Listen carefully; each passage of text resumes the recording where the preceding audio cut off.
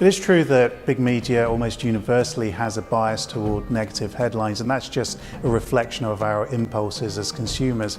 It is also true that there are far fewer positive stories about places like Africa, Asia than there are about the US or Europe, particularly in the financial pages, and that's a reflection of the tiny amount of airtime or column inches given over to developing countries in the media.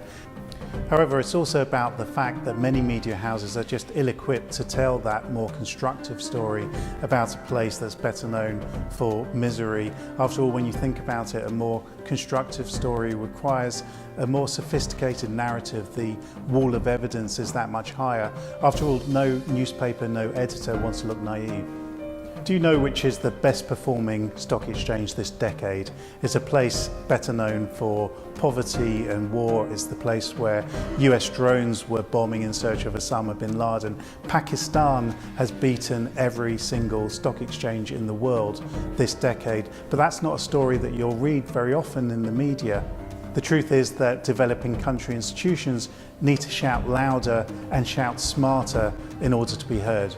And that's where we come in. Personally, I've spent most of my adult life writing, editing, curating, managing the news flow for big news organisations, for Bloomberg News, where I was head of the emerging markets, and commentating for the New York Times.